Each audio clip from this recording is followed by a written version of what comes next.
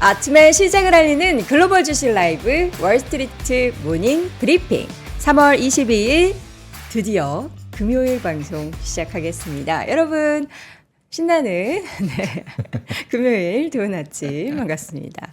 금요일에는 괜히 더 신나잖아요. 사실 뭐 주말이라고 딱히 뭐 새로울 것 없고 물론 이제 일을 좀 쉰다는 건데 저처럼 이제 워커홀릭인 분들은 주말에도 일을 무언가를 해요. 그럼에도 불구하고 이제 좀 새벽에 덜 부담스럽다라는 점이 저를 조금이나마 들뜨게 만듭니다. 자, 오늘 제가 이렇게 보고 싶으셨어요. 예, 감사합니다. 뭐 볼 게 있다고. 자, 오늘도 여러분과 함께하는 월스트리트 모닝 브리핑. 근데 뉴욕 증시가 또 오르긴 했어요. 또 올랐는데 이게 또 좀 섭섭한 그런 주가 움직임이 나타나는 애플은 어떡하죠? 반독점. 근데 제가 애플 최근에 이제 오디오에 대한 중요성, 요거 알게 되면 큰일 난다라고 하는데, 이제 오디오에 대한 중요성을 알고, 마이크를 S사 마이크를 하나 뭐 상관없죠. 애플도 얘기했으니까 소니 마이크를 하나 샀는데 이게 애플과 호환이 안 되는 거예요. 그래서 이제 오디오 감독님한테 물어봤더니 애플이 자사의 제품을 쓰게 하기 위해서 어댑터 뭐 이런 케이블을 추가적으로 구입하지 않으면 다이렉트로 연결되지 않게 그렇게 만들어 놨다라고 하더라고요. 그래서 이런 애플 나쁜 했는데 아니나 다를까 여러 나라에서 이제 반독점 관련한 이러한 송사에 휘말리고 있습니다. 과연 애플의 주가는 어떨지, 또 반대로 어제 레딧 상장 그리고 마이크론 테크놀로지 급등 다양한 또 좋은 소식들이 있었는데요. 모아서 잠시 후에 월가의 뉴스레터 YMG 박종훈 팀장과 함께 확인해 보겠고요. 오늘은 또 금요일이니까 이분 모셔야죠. 글로벌 인터뷰 연세대학교 국제학대학원의 이남우 교수와 함께 잠시 후에 또 깊이 있는 이야기 나눠보겠습니다. 자, 그럼 월가의 뉴스레터 YMG 박종훈 팀장 함께합니다. 어서 오세요. 네, 안녕하세요. 네, 반갑습니다. 네. 신나는 금요일이죠? 너무 신납니다. 네, 신나는 금요일. 일찍 자도 뭐 누구도 뭐라고 하지 않는, 그렇죠. 늦게 자도 부담 없는 금요일입니다. 자, 오늘 주제는 또 뭘로 가지고 오셨을까요? 네, 오늘은 정말 환호하는 기업과 또 정말 참 실망스러운 기업. 네. 이렇게 두 가지 기업이 너무 극명하게 좀 나왔던 그런 하루가 아니었나. 그런 생각이 들어서 일단 긍정적으로 제가 월가 뉴스레터의 일면은 네. 마이크론으로 일단은 제가 했습니다. 마이크론. 근데 그림이 이런 거 찾다가 밤잠 설치지 말란 말이에요. 마이크론. 요거 찾는데 40분 걸렸습니다. 요거 선글라스 씌운 것 같은데요. 네. 누군가가 이거 씌워주셨어요. 그래요?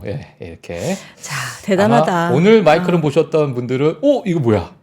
중간부가 많이 늘어났네요. 그렇죠. 그래서, 자, 오늘의 주인공은 마이크론. 이렇게 제가 강하게 이렇게 썼습니다. 네. 자, 이어서는 헤드라인을 좀 보겠습니다. 알겠습니다. 자, 오늘 이제 헤드라인을 좀 보실 텐데요. 사실, 시간이 제가 오늘 너무너무 중요한 것들이 좀 많이 있어. 제가 마이크론하고 오늘 애플에 대해서 좀 집중적으로 좀 말씀을 드려야 될 것 같아요. 네. 자, 그래서 앞에 있는 올해의 첫 55 거래일 상승이 의미하는 것이 무엇인가, 또는 러셀 2000과 매그니피센트 7의 지수 비교를 상대적으로 하는 것이 또 있고요. 그리고 펀드 매니저가 3월 설문조사에 응답한 최고의 리스크는 무엇일까, 그리고 월가가 집중한 마이크론의 강력한 성장 동력은, 이런 제가 핵심 헤드라인을 썼는데요. 앞에 있는 세 가지는 제가 혹시나 시간이 되면은 제가 말씀을 드리는데, 안 되면은 제가 또 무료로 하고 있는 네이버 프리미엄에다가 좀 올려드릴 테니까요. 보시면 될 것 같고요. 바로 제가 오늘의 기업 이슈들 먼저 좀 가도록 하겠습니다. 먼저 이제 시장을 한번 봐야겠죠? 지수는 보고 가주세요. 지수 한번 보고 넘어가도록 하겠습니다. 일단 미국 증시 대표 지수를 보게 되면 다우지수, 나스닥, S&P 정말 좋은 흐름을 보였는데, 사실 장 중반부터 조금은 내려왔었어요. 그러니까 반도체 섹터가 상대적으로 정말 강하게 올라갔다가 약간의 좀 조정을 주는 그러한 모습을 보이게 되면서 지수가 그래도 하락을 했습니다. 그래서 다우는 0.8% 대의 상승을 좀 보여줬고요. 나스닥과 S&P 500은 0.3에서 0.4%대의 상승을 보여줬다. 그리고 러셀 2000 지수가 또 상대적으로 좀 아웃퍼폼을 했습니다. 그래서 이러한 부분을 한번 체크해 주시면 될 것 같고요. 다우는 0.6으로 상승폭이 막판에 조금 줄었고요. 좀 줄었네요. S&P 500은 0.3%, 나스닥은 0.2% 상승 마감. 네. 러셀 2000은 조금 더 상승폭 키우면서 1.14%에서 마감이 됐네요. 마지막 네. 10분, 마지막 5분. 중요하죠. 그거 굉장히 중요합니다. 그렇죠. 막판 스퍼트를 울려라 뭐 이런 게 있잖아요. 한국도 동시호가 때 튀잖아요. 그렇죠. 그거 중요합니다. 예, 그래서 미국도 마찬가지로 마지막에 네. 약간의 변동성을 좀 줬다 이렇게 보시면 될 것 같고요. 맵을 볼까요? 예, 맵을 한번 보도록 하겠습니다. 오늘 애플만 탁 녹색 뿌리면 정말 딱이었는데 테슬라도 좀 빠지긴 했네요. 예, 그래서 어도비도 좀 많이 빠졌네요. 예, 그래서 어도비, 애플, 그리고 테슬라가 좀 하락을 보여줬었고요. 그리고 구글이 0.7%대 하락을 좀 보여줬었다. 이렇게 보시면 될 것 같아요. 엔비디아가 사실 좀 강하게 올라갔다가 장 중반부터 조금씩 좀 빠졌던 그런 흐름을 좀 보였습니다. 반대로 이제 브로드컴도 이제 좋은 좀 뉴스가 나오게 되니까 상승하는 그런 모습을 좀 보여줬었고요. 네. 오늘도 마찬가지로 사실 반도체 섹터가 많이 이끌었다. 오늘의 반도체 섹터를 이끈 요인을 보게 되면 물론 엔비디아 GTC에 대한 기대감이 지속적으로 좀 나오고 있고 어제의 그 FOMC에 관련돼서 금리 인하에 대한 기조가 분명히 성장주들을 좀 끌어올릴 수도 있는데요. 오늘은 마이크론이 약간의 좀 멱살을 잡고 좀 간 게 아닌가라는 좀 생각이 들어요. 예, 그래서 전반적으로 반도체 섹터가 좋았다 이렇게 보시면 될 것 같습니다. 누구라도 멱살 잡아주면 좋죠. 맞아요. 테슬라 같은 경우에는 여기 지금 보니까 위런이라는 의원이 테슬라의 이사회의 독립성에 대한 조사를 해야 된다. 뭐 다들 뭐 위반, 소송, 조사 뭐 이런 얘기도 나오면서 예. 이런 빨간 종목들이 좀 눈에 띈다라는 맞습니다. 거. 근데 지금 맵을 한번 다시 좀 보여주시면 네. 테슬라가 너무 작아졌어요. 이게 테슬라가 저렇지 않았는데. 예, 이거 정말 보면서 거의 네. 아마존 수준으로 있었는데 그렇죠. 이게 너무 이게 쪼그라드니까 예. 이거 테슬라 티커도 읽기 힘듭니다. 예. 잘 안 보이게 되죠. 예, 예. 눈이 침침해지고 있어요. 그래서 이렇게 지금 작아지고 있다. 그만큼 지금 하락세를 좀 이어가고 있다. 이렇게 보시면 될 것 같고요. 네. 금리와 유가도 빠르게 보도록 하겠습니다. 금리 인하가 이제 세 차례 금리 인하에 대한 기조는 여전히 남아 있으나 지금 금리 인하 시점에 대한 시장의 우려가 좀 남아 있다라는 그러한 월가의 분석가들의 이야기가 좀 나오게 되면서 소폭 좀 상승하는 그런 모습이 좀 보여줬었고요. 네. 유가 같은 경우에는 미국 휘발유 수요 감소에 따라서 유가가 조금 하락했다라는 그러한 뉴스까지 제가 전달해 드리도록 하겠습니다. 네. 자, 그러면 오늘의 짤을 한번 보고 갈까요? 봐요. 잠깐 보죠. 예? 자, 오늘의 짤. 뭐예요? 다들 아실 것 같아요. 아니, 슬프다. 지금 예. 불난데 부채질합니까? 정말 이거 찾는데도 한 15분 걸렸어요. 이런 거 찾지 마세요. 불난데 부채질합니까? 저는 이런 거에 희열을 느끼거든요. 우리 애플 주주분들 이거 보시면 우리 박 팀장님 한 대 때리고 싶을 거예요. 사과가 요즘에 예. 조금 시들었습니다. 요새 사과가 얼마나 비싼데요. 맞아요. 사과 하나에 막 7,000원, 10,000원 막 이래요. 그래서 못 사 먹잖아요. 그래서 애플 못 사 먹으니까 또 사과가 또 소상공인들이 사과가 안 팔려가지고 또 힘들어하시고. 안 팔려 비싸서 안 팔려서. 예, 비싸가지고 또. 네, 쓸데없는 얘기 그만하고 이제 기업별 소식 바로 넘어가겠습니다. 네, 기업별 소식으로 넘어가도록 하겠습니다. 마이크론이요, 지난 분기 예상치를 뛰어넘는 실적 발표에 주가가 장중에 17%대 상승을 했고요. 월가 기대치를 넘는 어닝 서프라이즈와 HBM의 긍정적인 가이던스에 시장이 환호했다라는 소식이 나왔습니다. 그래서 제가 뒤에 가서 좀 자세하게 다루도록 하겠습니다. 애플, 앞서서 여행커님께서 말씀해 주셨는데 법무부가 빠르면 목요일에 애플을 상대로 독점 금지 소송을 제기할 수 있다는 소식에 주가가 장중 마이너스 3%대로 빠졌는데요. 그 마이너스 빠지는 그 부분이 조금 더 매도의 압박을 좀 받게 되면서 마이너스 4%대까지 빠졌습니다. 네. 사실 지금 목요일이라고 한다면 지금 미국이 지금 현재 이제 목요일이잖아요. 그렇죠. 예, 그러다 보니까 빠르면 바로 또 추가적으로 업데이트 사항을 제가 또 해드리도록 하겠습니다. 네. 자, 그리고 이제 기업별 소식 보시게 되면 아스테라 랩이라는 기업이 나스닥에 신규 상장을 했어요. 그러다 보니까 주가가 장중에 14%대 상승을 했고요. 또 신규 상장한 기업이 또 있죠. 레딧이 있죠. 예, 레딧이 또 신규 상장을 했습니다. 그래서 레딧도 큰 폭의 변동성을 좀 보여줬다라는 것이 제가 추가적으로 좀 말씀을 드리겠고요. 네. 사실 아스테라 랩은 첫날에 72% 급등했습니다. 그래서 어마어마한 급등세를 보여줬다. 그래서 아스테라 랩이 뭐냐 보니까 클라우드 및 인공지능 인프라 기업이다. 이렇게 또 나오게 되면서 나중에 혹시나 또 이제 추가적으로 뭐 주가 상승이나 주가 하락을 하게 되면 제가 추가적으로 또 업데이트를 해드리도록 하겠습니다. 네, 좋습니다. 네, 다음 기업별 소식 보도록 하겠습니다. 리오토인데요. 리오토에서 1분기 인도량 가이던스를 77,000대로 발표한 후에 주가가 장중에 마이너스 9%대로 하락했다라는 소식이 있었습니다. 사실 이 부분은 이제 가이던스에 해당되는 부분인데 월가 예상치가 10만 대가 훌쩍 넘는 그러한 인도량을 예상을 했는데요. 그 가이던스에 정말 한참 못 미치는 그러한 77,000대로 발표하면서 주가가 또 장중 마이너스 9% 하락했다라는 소식이 있었습니다. 그리고 그 다음으로는 브로드컴인데요. 브로드컴이 TD코인이 투자 의견 상향 소식을 먼저 이제 전달을 했고요. 그러다 보니까 주가가 플러스 8%대 상승을 했습니다.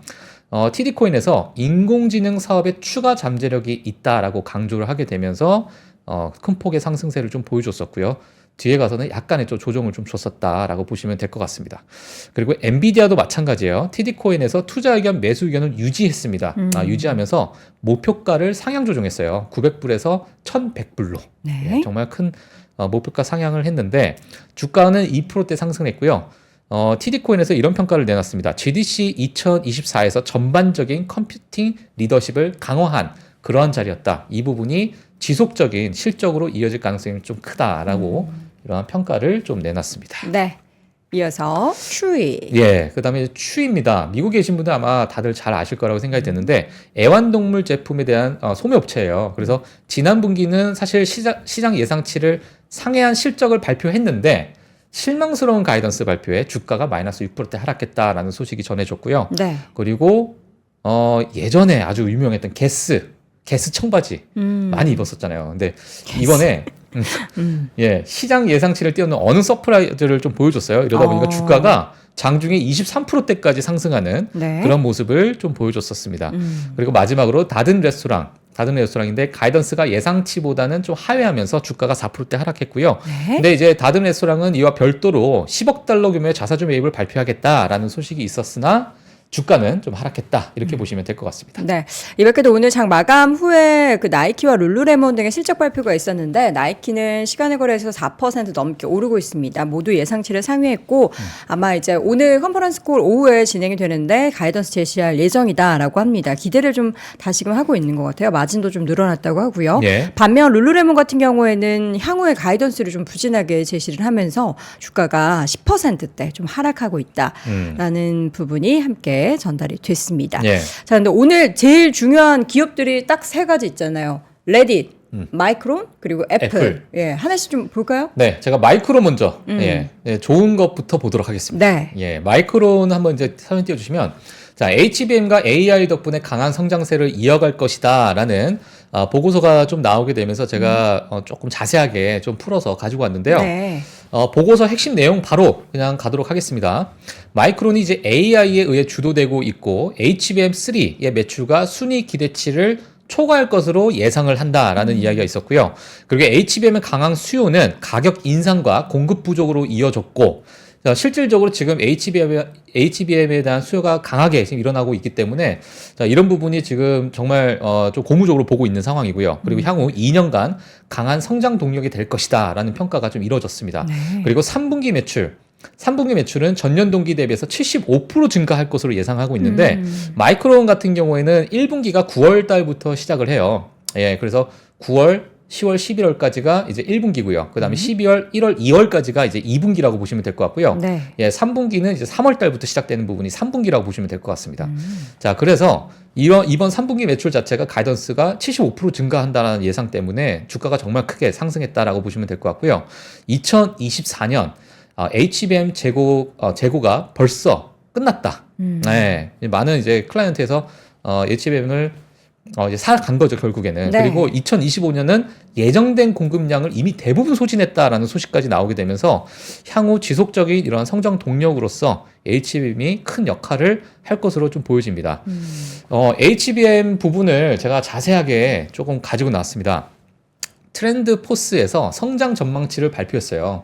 2023년에는 8.4%에서 2024년에는 20.1%로 증가를 예상했습니다. 그래서 네. 밑에 표를 보시게 되면 여기 HBM에 있는 revenue shares, 그러니까 매출의 점유율이죠. 매출 점유율을 볼 수 있는데요. 2024년 예정치가 지금 20.1%까지 껑충 올라가는 그런 모습을 좀 보여줬고요. 그리고 디램 같은 경우도 마찬가지로 2023년은 별로 좋지 않았는데 2024년에는 2022년을 뛰어넘는 그러한 또 실적을 보여줄 것으로 예상을 하다 보니까 시장에서 또 환호를 했던 것으로 보여집니다.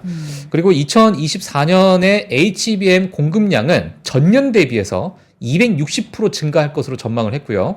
그리고 최근에 잘 나오고 있는 HBM3E죠. 12단짜리 HBM3E 같은 경우에는 경쟁사보다 30% 낮은 전력 소비량으로 AI 워크로드를 가속화한다라는 평가를 좀 내놨습니다.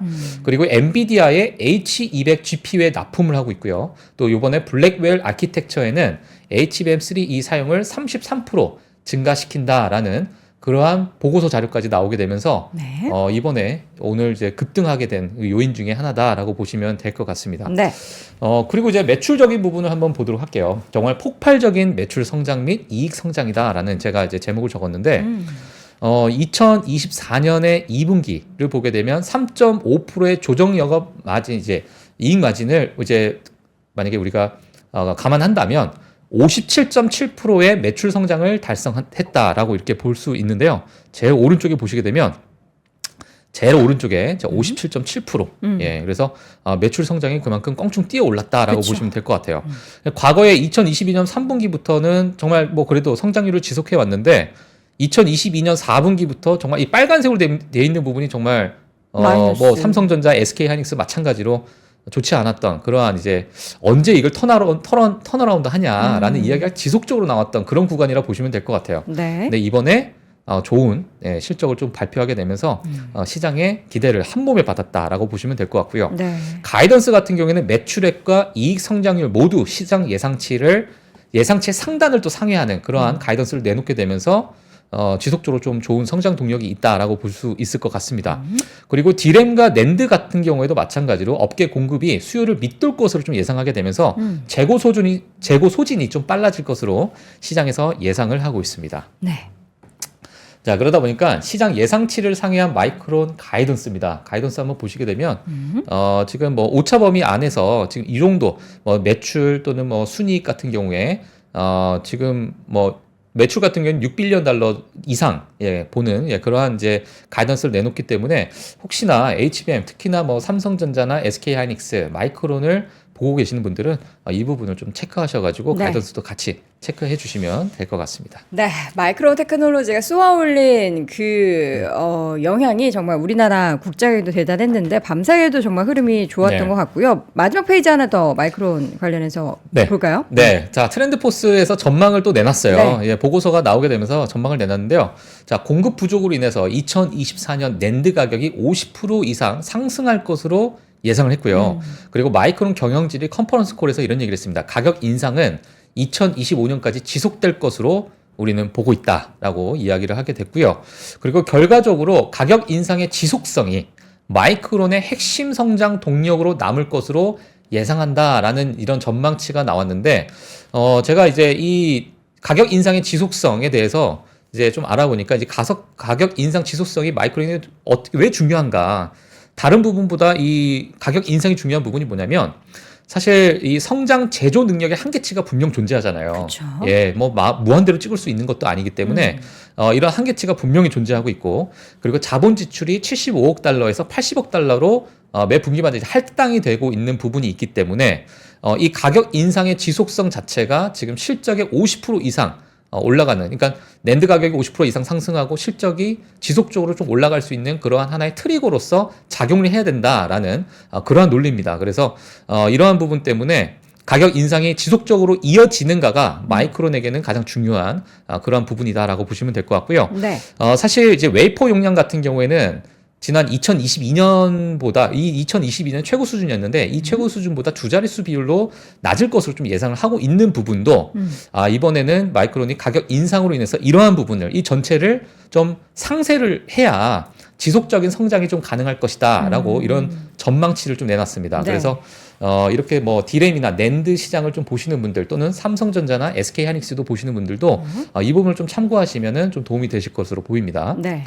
그래서 마이크론의 위험 요소 두 가지예요. 저는 이거 위험 요소를 보면서 정말 역시 대한민국 이런 저는 생각이 들었는데 위험 요소 중에 첫 번째가요. 삼성과 SK 하이닉스의 2024년 HBM 생산량 확장입니다. 지금 1, 2등이 점점 생산량 확장하면 3등인 마이크론은 당연히 위협을 받을 수 있겠죠. 예, 그래서 지금 보게 되면 사실 지금도 삼성과 SK 하이닉스가 사실 마이크론보다는 압도적인 그런 생산량을 보이고 있는데요. 그렇죠. 2024년이 되면 삼성과 SK 하이닉스가 그보다 훨씬 뛰어넘는 이러한 생산량을 보이다 보니까 마이크론으로 비교했을 때는 지금 뭐 삼성전자가 비교했을 때 뭐 6분의 1, 뭐 7분의 1 정도 되는 그러한 이제 생산 캐파잖아요. 그러다 보니까 이런 부분이 이제 마이크론에게는 위험 요소다. 하지만 삼성과 SK하이닉스는 호재다. 이렇게 볼 수 있을 것 같아요. 네. 사실 이런 마이크론이 성장한다는 것 자체가 HBM의 파일을 고정되어 있는 파일을 빼먹는 게 아니라 HBM이라는 이 산업 자체가 확장되고 있는 상황에서 저는 전반적으로 세계의 모든 기업이 다 호재성으로 우리가 좀 지켜봐야 되지 않을까 이렇게 보고 있고요. 네. 자, 그리고 낸드와 디램의 수요 공급 불균형 현상도 마이크론의 위험 요소로 좀 보여진다. 왜냐하면 이러한 제조업 같은 경우에는 업사이클 동안에는 제조를 좀 과도하게 확장하는 경향이 있기 때문에 이런 부분을 같이 좀 체크를 해주시면 될 것 같습니다. 네. 자, 마이크론 얘기 들어봤고요. 이번에는 이제 애플을 한번 보겠습니다. 지금 CNBC 메인 딱 그 첫 화면에도 심각한 표정의 팀쿡이 보이네요. 제가 보면은 근데 애플이나 이런 독점 금지 소송을 보게 되면 사실 국내에 있는 많은 소비자들 다 느끼잖아요. 그렇죠. 이거 왜 호환이 안 돼? 근데 답답한데 우리는 뭐 어떻게 할 수가 없고. 어쩔 수 없어. 쓰려면 그러니까, 뭐 어댑터 4만 원짜리 사야죠 뭐. 맞아요. 근데 이제 미국에서는 소비자들의 어떤 집단 소송도 있고 최근에 있어서 과거에 이제 중국 시장에 대한 둔화를 제대로 이야기 안 했다 그래가지고 6,500억 원에 관 그러한 벌금까지, 그러니까 그러한 이제 합의금까지도 내는 그러한 상황이 좀 벌어지고 있는데 자, 이번에는 조금 결이 좀 다릅니다. 심각한가요? 심각해 보였어요. 저는 제가 읽으면서 뒤에서 제가 그 원문, 그 기사 원문도 제가 발췌를 좀 했는데 일단 제가 정리를 좀 해드리도록 하겠습니다. 아이폰 생태계는 소비자, 개발자, 경쟁 기업, 제조업체를 모두 희생시키면서 천문학적 가치 평가를 주도한 독점이다. 이렇게 평가를 좀 했습니다. 법무부에서. 자, 그리고 애플의 반경쟁적 관행이 아이폰과 애플워치 사업을 넘어 더 확장을 시켰다라는 그러한 이제 평가를 좀 내놨고요. 그리고 또한 애플은 타 플랫폼 메시징 앱을 차단했고요. 그리고 타사 지갑, 그리고 스마트워치 호환성 제한, 타사의 클라우드 서비스 중단 등 반경쟁적 관행을 이어왔다. 그 반경쟁적 관행을 이어오면서 정말 천문학적인 돈을 벌게 되고 그러한 가치 평가를 받게 됐다라는 것이 이제 법무부의 이야기입니다. 그러면서 이제 독점 금지 소송을 하게 됐는데 사실 제가 그 기사를 읽으면서 이게 그냥 해프닝으로 끝나지 않을 수 있겠구나라고 생각이 들었던 부분이 있어요. 이제 제가 기사를 좀 발췌했는데요. 이게 표현 자체가 breakup of Apple이에요. 그러니까 breakup이라는 것 자체가 어찌 보면 남녀 관계에서 헤어지는 걸 이제 breakup이라고 얘기를 하기는 하는데. 헤어져. 네. 근데 이제 이 독점 자체를 풀어버리는 겁니다. 깨버리는 거예요. 그래서 만약에 이 애플의 독점을 깬다면 이 자체가 이제 셜먼 액트라고 해서 이 어떤 이 독점 금지법인 셜먼법을 언급까지 했습니다. 과거에 여러 가지 사례가 있는데 1982년에 벨 시스템 이후로 아마 이번에 애플의 독점을 금지하게 된다면 정말 수십 년 만에 40년이 넘는 그 기간 동안에 처음으로 일어나는 그러한 일이 될 것이다 라는 표현을 썼어요. 자, 그래서 과거에 사실 보게 되면 1876년에 벨 텔레폰 컴퍼니를 설립한 후에 다른 전화회사와 또 인수해서 결국에 이제 이게 AT&T가 됐거든요. 근데 사실상 미국의 통신 산업을 AT&T가 다 독점을 했었습니다.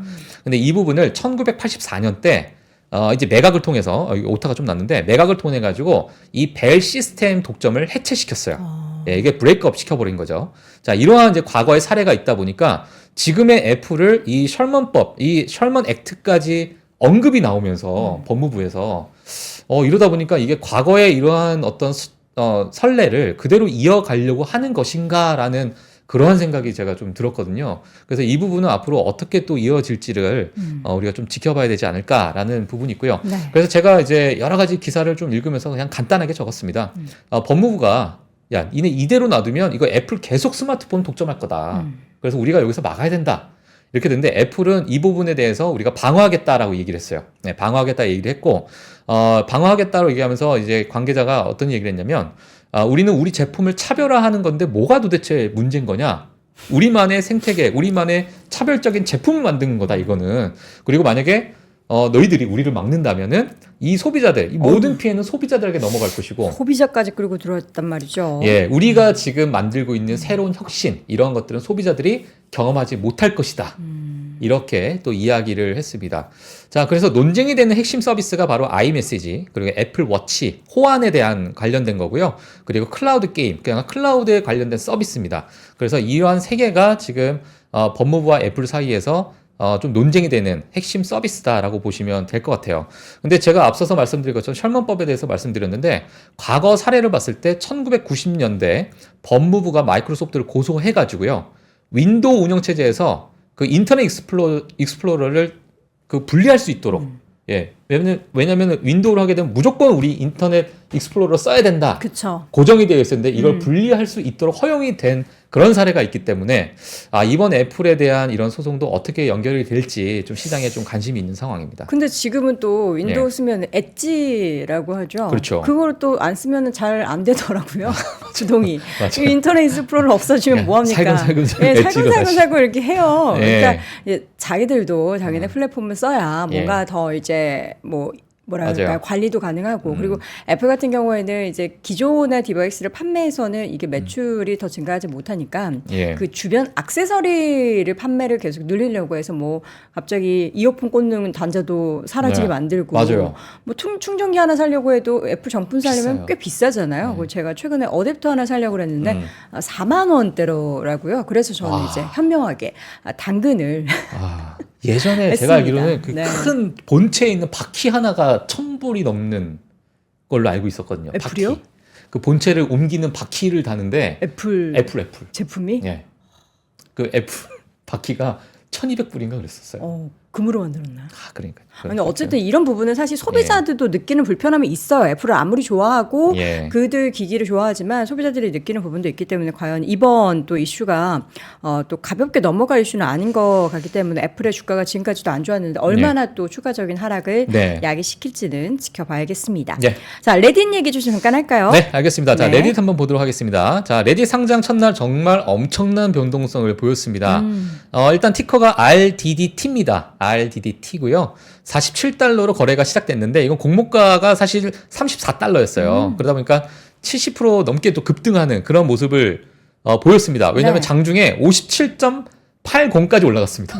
57달러까지 올라가다 보니까 지금 공모가 대비 70% 급등했고요. 하지만 이제 시장에서는 인공지능 언어 모델 산업의 데이터 제공자로서 네. 앞으로 큰 성장을 도모할 수 있을 것이다라는 이야기가 좀 나오게 됐고요. 그러다 보니까 이제 이 급증 이후로 또 추가적인 어떤 성장 동력이 존재한다. 이 급증 자체가 뭐냐면 최근 2년간의 사용자가 40%가 급증했다는 거예요. 그래서 최근에 이러한 급증하는 이런 사용자 때문에 이거 추가적으로 더 급증하는 그런 모습을 보이지 않겠느냐라는 시장에 좀 관심이 있다 보니까 레딧에 대한 또 관심도가 좀 있는 상황인 것 같습니다. 샘 얼트만은 팔았을까요? 모르겠네요. 3대 주주잖아요. 예, 3대 그쵸? 주주. 예. 샘 얼트만이 그 한 레딧에 750억 정도 챙긴다라고 제가 들었습니다. 가볍게, 가볍게 750억. 750억. 네, 상장만 해도 750억. 예. 축하드립니다. 어쨌든 레딧에 우리 시청자분들도 관심 있으셨을 텐데 예. 이게 핀터레스트 이후에 참 오랜만에 그 맞아요. 소셜 플랫폼의 상장인데 과연 시작이 이렇게 창대하나 그 끝은 좀 초라하게 될지 여러분들도 그 숫자를 좀 눈여겨보시면 좋을 것 같습니다. 네. 자, 더불어서 이제 다음 주 실적 발표 스케줄은 이번 주 거거든요. 네네. 주요 일정 앞으로는 뭐가 있을까요? 주요 일정은 지금 오늘 일단 보니까 신규 실업 수당 청구 건수 발표가 됐는데 맞아요. 예상보다 조금 그러니까 낮아졌어요. 그러니까 그만큼 저 실업했어요. 돈 주세요 하는 사람들이 줄었다라는 거니까 고용은 여전히 견조하다라는 거겠죠. 네. 그리고 이제 서비스 구매자 지수가 있고요. 또 이제 기존 주택 판매가 이제 목요일자로 이제 한국 시간이다 보니까 아마 지금 발표가 나왔을 수도 있을 것 같은데 네. 그리고 이제 금요일은 파월 연준 의장의 연설이 있고요. 그리고 연설이 다음 또 해요? 주, 네. 예, 그리고 다음 주 월요일은 신규 주택 판매가 또 있습니다. 그래서 지금, 가장 중요한 부분. 예. 미국의 2월 기존 주택 판매가 음. 9.5%로 예상 밖으로 급증을 했다라고 하네요. 예. 1년 만에 최고고 집값도 지금 8개월째 상승이다. 예. 요것도 인플레이션도 얘기 또 엮어가지고 할 수 있는 부분이기 때문에 네. 여러분도 잘 체크해 보시기 바랍니다. 알겠습니다. 자, 이렇게 해서 오늘도 월가의 뉴스레터 IMG 박종훈 팀장과 함께했습니다. 고생 많으셨습니다. 네, 고맙습니다.